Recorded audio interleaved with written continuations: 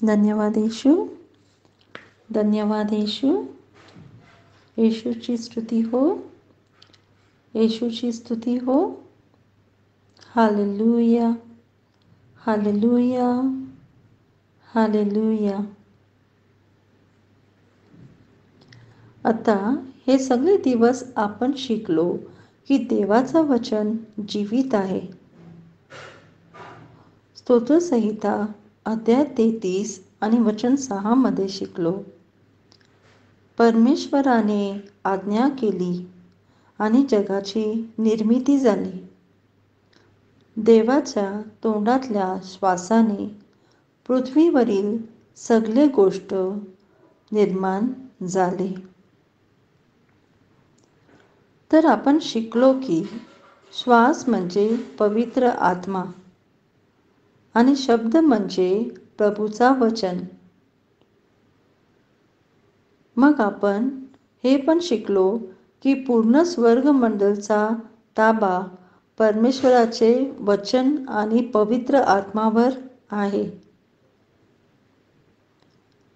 तर हे पूर्ण स्वर्गमंडलाचे सर्जनशील शक्ती देवाच्या वचनामुळे आणि पवित्र आत्मामुळे घडून आलं आहे, कारण ते एकत्र काम करतात.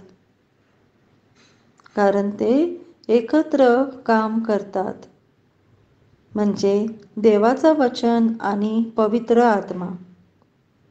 हे खूप खूप गरजेचं आहे आपल्याला समजणं की देवाचं वचन आणि पवित्र आत्मा एकत्र काम करतात. जे शब्द मी तुमच्याशी बोलत आहे ते सत्य आहे आणि जीवित शब्द आहे. आपण हे शिकलो की देवाचं वचन कधीच हारत नाही. यशाया अध्याय 55 आणि 11 वचनावर. तसेच माझे तोंडातून निघालेले शब्द परत येत नाही, तर त्या शब्दाने गोष्टी घडतात आणि माझे शब्द मला पाहिजे असलेल्या गोष्टी घडून आणतात. मी त्यांना ज्या गोष्टी करण्यासाठी पाठविले असते त्या गोष्टी करण्यात ते यशस्वी होतात. आपण परत शिकलो इब्री लोकांस अध्याय 4 आणि वचन 12 मध्ये. देवाचं वचन सक्रिय, शक्तिशाली, उत्साही, प्रभावी कार्य करणारा तीव्र दुहेरी तलवार आहे आणि ते टोचून आपला आत्मा आणि प्राण, सांधे आणि मज्जा मध्ये विभाग करतात आणि आपले हृदयाचे हेतू आणि विचारावर न्याय करतात. आता हे सगळे शक्ती देवाच्या वचनाचा आणि देवाचा पवित्र आत्म्याचा आहे. आता हे आपण जे शिकलो आणि बघितलं ते देवाच्या बाजूचं. आता आपण आपल्या बाजूचं बघूया. देवाचं वचन कार्य करतो जेणे आपण हा सत्य पूर्णपणे समजून घेणार, तर तेव्हा आपण प्रतिसाद कसं देणार त्यावर अवलंबून आहे. हालेलुया. तर आपण 1 तेसलोनिकास अध्याय 2 आणि वचन 13 मध्ये पाहतो.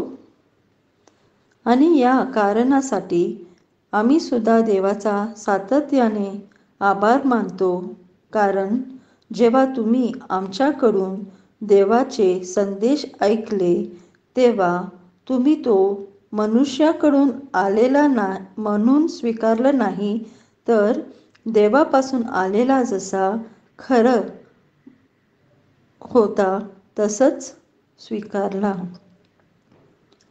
तर इकडे आपण दोन गरजेची गोष्ट लक्षात घ्यायला हवी की देवाचं वचन देवाकडनं येतो आणि ते मनुष्याचं वचन नाही. आणि दुसरं म्हणजे आपलं विश्वास पाहिजे तेच हे स्वीकारला की हे परिणाम तुम्हाला आणि मला दिसून येणार जेव्हा आपण त्या वचनावर प्रतिसाद देतो तेव्हा. काल आपण हे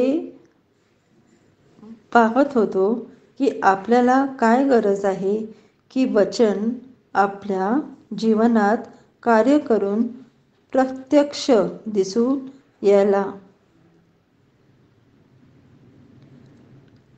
ते आपण याकोब अध्याय 1 आणि वचन 21 मध्ये शिकलो. म्हणून तुमच्याच भोवतीचे सर्व अमंगल गोष्टीपासून पूर्णपणे स्वतःची सुटका करून घ्या आणि तुमच्या आत्म्याचे तारण करण्यास समता आहे ती देवाची शिकवण तुमचा अंतःकरणात मुलवलेली आहे ती लिनतेने स्वीकारा. तर इकडे पण दोन गरजेचे कार्य करायला पाहिजे आपल्याला. पहिलं म्हणजे जेवढा आपल्यात वाईट आहे ते पूर्णपणे सोडून द्यायचं आहे.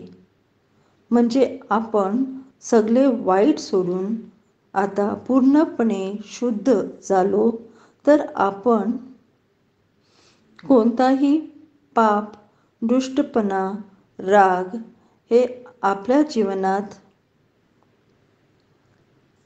नकारायचं आहे. दुसरा म्हणजे आपल्याला देवाचं वचन नम्रतेने स्वीकारायचं आहे. हे खूप खूप महत्त्वाचं गुण आहे. आपण देवाचं वचन नम्रतेने आणि स्वतःमध्ये दुरुस्ती करून शिकवण्यायोग्य आत्मा ठेवून देवाचं वचन आपल्या जीवनात पाळतो तेव्हा ते रोपलेला शब्द आपलं प्राण वाचवतो. आज आपण शिकणार आहोत की देवाला विद्यार्थ्यांची गरज आहे आणि ते विद्यार्थी परमेश्वर त्याच्या गरजेनुसार निवडणार आहे ज्यांच्यात नम्रता आणि आदरयुक्त भीती आहे.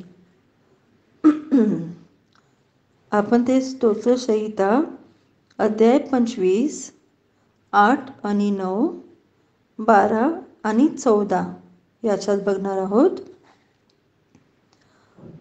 परमेश्वर खरोखरच चांगला आहे. तो पापी माणसांना जगण्यासाठी योग्य मार्ग दाखवतो. तो दीन माणसांना त्यांचे मार्ग दाखवतो. तो त्यांचे न्यायीपणाने नेतृत्व करतो. जर एखाद्याने परमेश्वराचा मार्गाने जायचं ठरवले तर देव त्याला उत्तम रीतीने कसं जायचं ते दाखवतो. परमेश्वर त्याचे रहस्य त्याच्या भक्तांना सांगतो. तो त्याच्या भक्तांना त्याचे करार शिकवतो. हे वचने एका मनुष्याच्या महत्त्वाचे वर्णन सांगतात. तर मी स्वतःला परमेश्वरासाठी तयार कसं करू जेणे मला परमेश्वर त्याचे मार्गदर्शन देणार, मला शिकवणार आणि मला कराराची जाणीव देणार. सॉरी. आता पहिला तर तो म्हणतो की आपण नम्रतेने आणि भीतीने, आता भीती म्हणजे दुष्ट आत्माची नाही, तर परमेश्वराप्रती आदरयुक्त भीतीने आपण हे असायला पाहिजे. जर आपल्याकडे हे दोन महत्त्वाचे तत्व आहेत, तर परमेश्वर स्वतः आपला शिक्षक होतो आणि त्याचे राज्याबद्दल शिकवतो. तो आपल्याला सूचना देतो, शहाणपणा शिकवतो, ज्ञान देतो आणि सगळं काही देतो. Praise the Lord. हालेलुया. तर आपण बघतो की देवाचा वचन संपन्न होतो जेव्हा ते शब्द आपल्या जीवनात पाठवतो. हालेलुया. पण हे आश्चर्यकारक रहस्य आपल्याला तेव्हा दिसून येतो जेव्हा आपण आरंभ करतो चांगले विचार करायला आणि आपले हेतू साधायला आपल्या जीवनात. हे गरजेचं पूर्ण करायसाठी. खूप लोक आहेत जे देवाचे वचनाला ठाणलेले आहेत आणि म्हणून ते बायबलचं स्कूल किंवा सेमिनरी किंवा एक संस्थामध्ये सामील होतात. पण जर हे गरजेचे वस्तू ते करत नसतील तर आपण ते परत पाहूया. स्तोत्रसंहिता अध्याय 25, 8 आणि 9 काय लिहिले ते परत बघूया. परमेश्वर खरोखरच चांगला आहे. तो पापी माणसांना जगण्यासाठी योग्य मार्ग दाखवतो. तो दीन माणसांना त्याचे मार्ग दाखवतो. तो त्यांचे न्यायीपणाने नेतृत्व करतो. तर म्हणूनच आपल्याला परमेश्वर पाहिजे, वाट दाखवायला, आपल्याला शिकवायला, आपल्याला मार्गदर्शन द्यायला. कोण आहे तो ज्याच्यात देवाची भीती आहे? परमेश्वर त्याला मार्गदर्शन देतो, त्याला निवडण्याचं शिकवतो. जे माणूस त्याला घाबरतो त्याला. आता आपण आताच वाचलं, परमेश्वर त्याचे रहस्य त्याच्या भक्तांना सांगतो. तो त्याच्या भक्तांना त्याचा करार शिकवतो. तर परमेश्वर त्याचे रहस्य फक्त त्यांना देतो जो त्याचे भीतीने चालतात. तर जर परमेश्वराचे विद्यार्थी त्यांच्याकडे भरपूर डोक्याचं ज्ञान आहे, तर परमेश्वर त्यांना कधीच आणि कधीच स्वीकारणार नाही. का? कारण त्याच्यानुसार जे मनुष्याचं वर्णन त्याला पाहिजे त्या श्रेणीत हा व्यक्ती येतच नाही. का? तो आपल्याला नम्रतेने वागायचा आहे आणि देवाच्या आधारयुक्त भीतीने चालायचं आहे. तर या सकाळी परमेश्वर आम्हाला आव्हान देतो आणि आपल्याला हे प्रश्न विचारतो.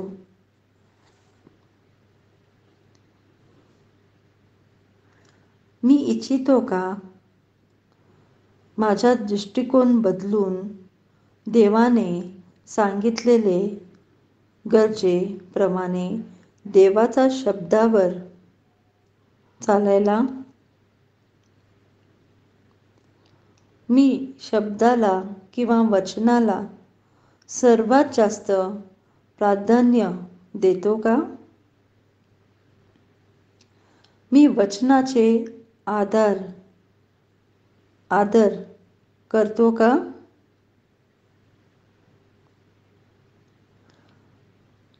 जेव्हा मी नम्रतेने वागतो आणि आदरयुक्त भीतीने चालतो तेव्हा परमेश्वर इच्छितो मला शिकवायला.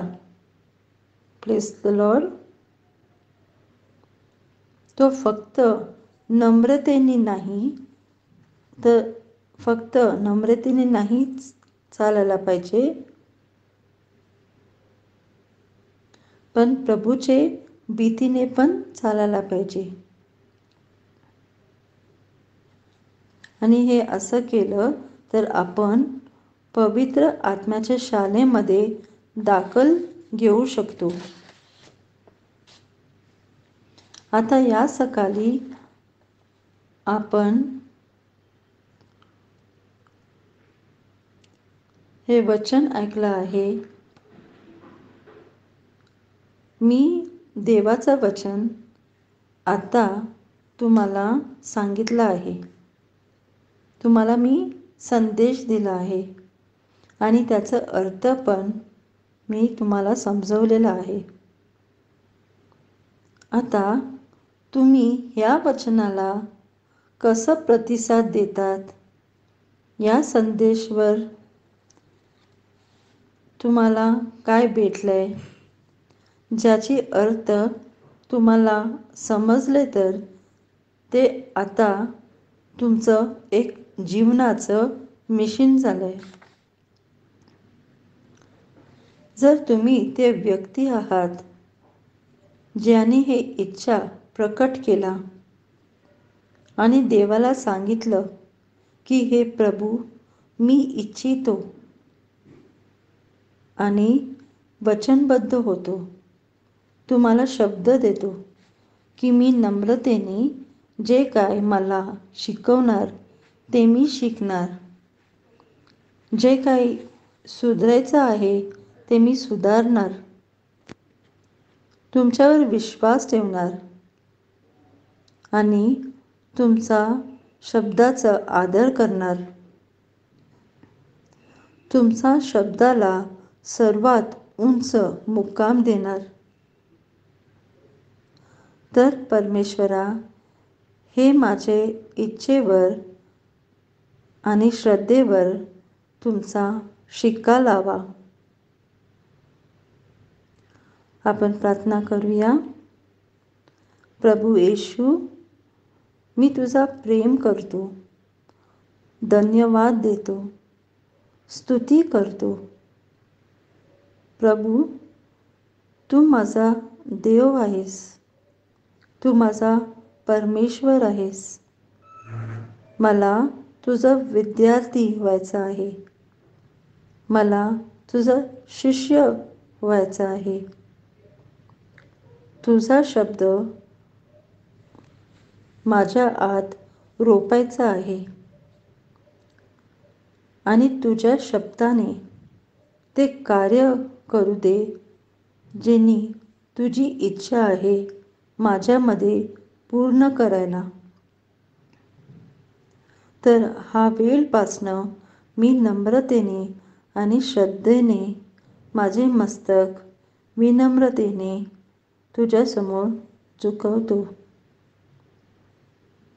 आणि तुझा सक्रिय वचन माझ्या आत्म्याचे खोलपर्यंत स्वीकार करतो.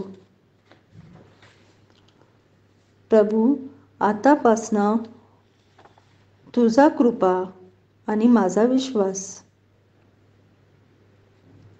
मी विश्वासाने चालणार आणि जे दिसतं त्याच्यावर चालणार नाही. मी इच्छितो की मी पूर्णपणे त्या शब्दासाठी मी वचनबद्ध झालोय. आणि जसं मी हे करतो तसं तुझा शब्द माझ्या जीवनात रोपतो आणि माझ्या जीवनात तुझा गौरव आणि प्रकटीकरण दिसून येऊ दे. मी तुला धन्यवाद देतो प्रभू, येशूच्या नावाने, की माझे प्रार्थनाला तू उत्तर दिलंयस म्हणून. आमेन आणि आमेन. तर आता माझ्या भावांनो आणि बहिणींनो, धैर्याने घोषित करा, येशू, मी तुझा शिष्य आहे, तू माझा शिक्षक आहे आणि मी पवित्र आत्म्याच्या शाळेत भरती घेतलेली आहे आणि पवित्र आत्मा माझा शिक्षक आहे, माझा मार्गदर्शक आहे, माझा नेता आहे आणि देवाचं राज्याचे सगळे रहस्य तो मला प्रकट करतोय. मला अभिषेक मिळाला आहे देवाचा आवाज ऐकायला. मी चांगलं मेंढपाळाचा आवाज ऐकतो, कारण मी त्याचे मेंढरी आहे आणि मी माझ्या जीवनाचे सगळे दिवस त्याचे अनुसरण करणार. हे मी येशूच्या नावाने म्हणते. आमेन, आमेन आणि आमेन.